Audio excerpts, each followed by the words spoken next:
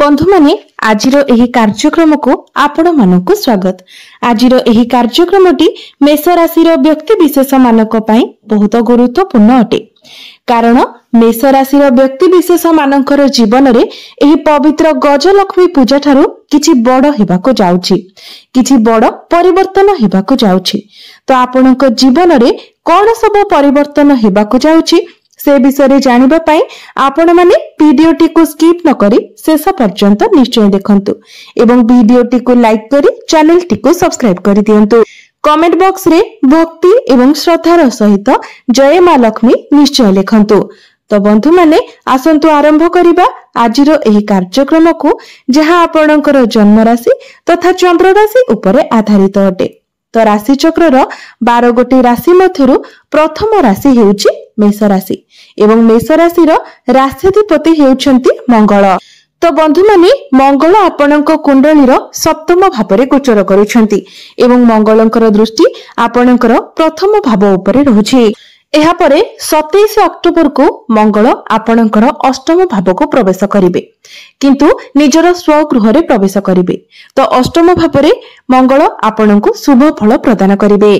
तेबे बंधु माने शनि जेहेतु आपणकर द्वादश भावरे अछंती एवं शनिकर दृष्टि सूर्यक उपरे रहुछि। सूर्य हेउछंती आपणकर पंचम भावर अधिपति। पंचम भावटी होइथाय पेटर भाव। तो शनिकर दृष्टि जेहेतु सूर्यक उपरे रहुछि तेणु आपणकर पेट जनित समस्या टिके देखा देई पारे। एहा व्यतीत सूर्य आपणकर षष्ठ भावरे गोचर करूछंती। षष्ठ भावटी को कुंडली रे भलो बोली मान जाय न थाए।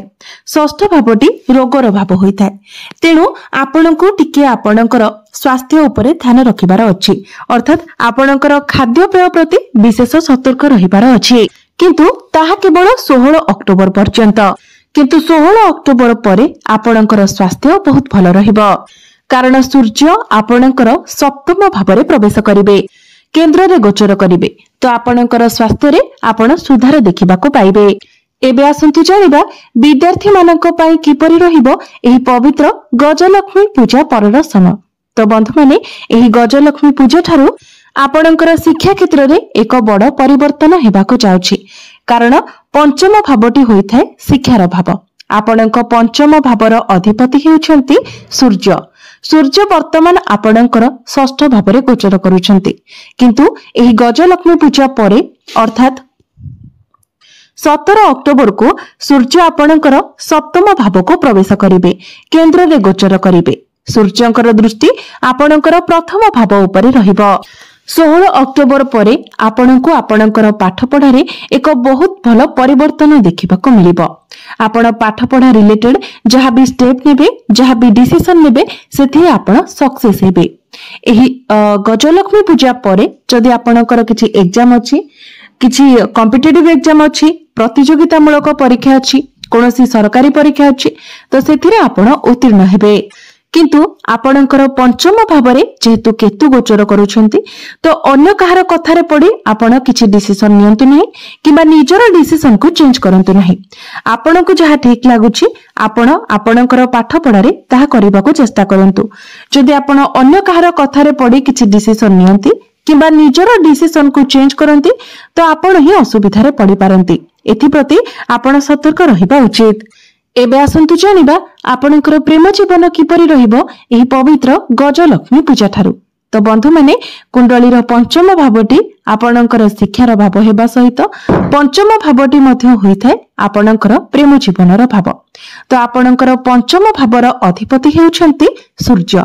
सूर्य आपणकर षष्ठ भावरे गोचर करूछंती एवं आपणकर राशिर अधिपति मंगल आपणकर सप्तम भावरे गोचर करूछंती, किंतु खूब शीघ्र सूर्य आपणकर सप्तम भाव को गोचर करिवे। मंगल एवं सूर्य उभय गोटिए भावरे गोचर करिवे। तेणु एही गजलक्ष्मी पूजा परे आपणकर प्रेम जीवन रे जहा भी किछि समस्या थिला, जदि आपणक मध्यरे कोनोसी प्रकारर मनांतर मतांतर चलिथिला, कोनोसी वैचारिक मतभेद थिला, तो से सब समाधान होइजिबो। आपणक मध्यरे भलो पाइबा बढ़िबो, बुझामणा बढ़िबो, आपणक मध्यरे ताळमेळ भलो रहिबो।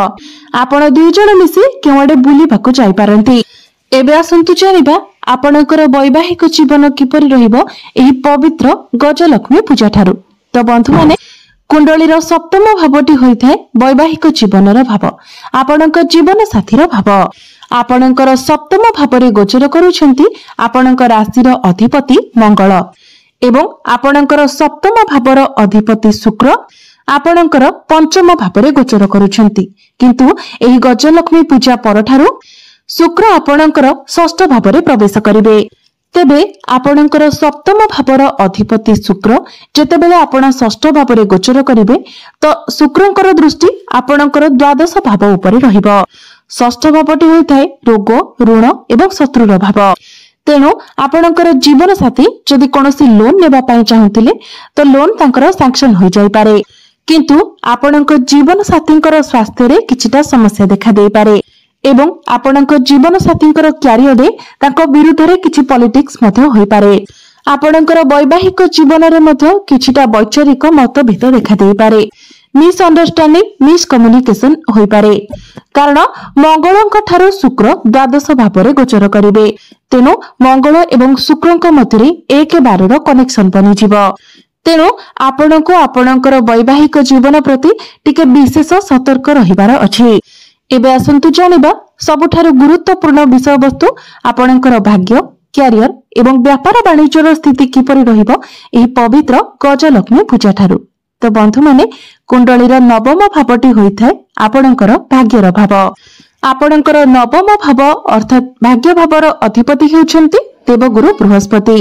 गुरु आपणको कुंडलीर तृतीय भावरे गोचर करूछंती। गुरुंकर दृष्टि आपणकर नवम भाव उपरे रहुछि, किंतु सबुठारु बड़ कथा हेउछि 19 तारिख रे गुरु आपणकर चतुर्थ भाव को प्रवेश करिवे, केंद्र को प्रवेश करिवे, जहा आपणक पई एक बहुत बड़ परिवर्तन आनिबाकु जाउछि।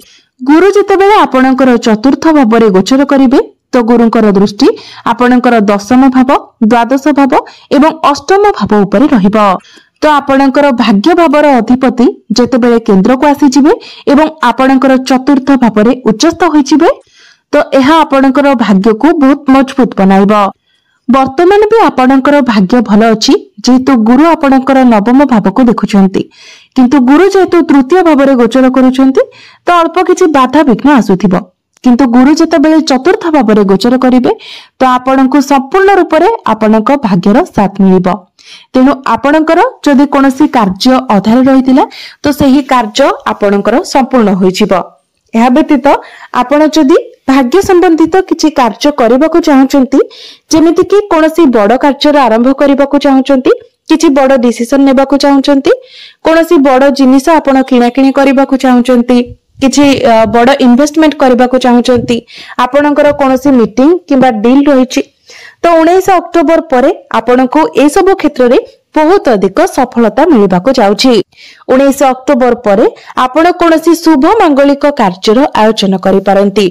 आपण जदि कोनोसी पुंजी निवेश करिथिले तो सेथिरु बड़ धन लाभ मध्य करि पारंती।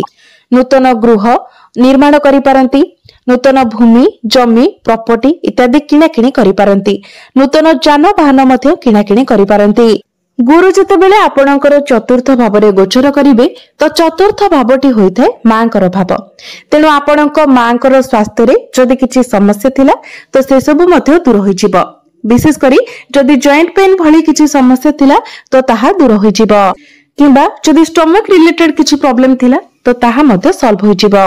एहा व्यतीत गुरु जेतेबेले आपणकर चतुर्थ भावरे गोचर करिवे तो आपणकर मैनेजमेंट स्किल बढ़ी जिवो, आपणकर कम्युनिकेशन स्किल बहुत भलो रहिबो। जदि आपण बैंकिंग सेक्टर रे काम करूछंती, डॉक्यूमेंटेशन रे काम करूछंती, ए सब क्षेत्र रे आपणको बहुत अधिक सफलता मिलिबो। एवं गुरु जेतेबेले आपणकर दशम भाव को देखिबे एवं शनि आपणकर द्वादश भावरे गुरुंकर राशि रे गोचर करूछंती तो एमएनसी कंपनी रो आपणको जॉब ऑफर मध्ये आसी पारे। एहा व्यतीत जदि आपण विदेश रे अछंती, विदेश रे रही कोनोसी काम कार्य करूछंती तो आपणको बहुत अधिक शुभ फल प्राप्ति हेबो। आपणको जीवन रे एक बहुत भलो परिवर्तन आसीबो। बिजनेस कथा जदि कहिबा तो एही गजलक्ष्मी पूजा ठारो आपणकर बिजनेस रे मध्ये आपण बहुत भलो ग्रोथ देखिबाको पाइबे। आपणको मां लक्ष्मीकर कृपा प्राप्ति हेबाको जाउछि, कारण बृहस्पति आपणकर केंद्र रे गोचर करिवे, राहु आपणकर एकादश भावरे लाभ स्थान रे गोचर करूछंती। तो आपणकर बिजनेस रे बहुत भलो ग्रोथ आसीबो। आपणकर फाइनेंशियल ग्रोथ हेबो। आपणकर डेली इनकम बढ़िबो। आपणकर प्रॉफिट्स अधिक रहिबो। आपण बिजनेस को आगो को बढ़ाई पारंती।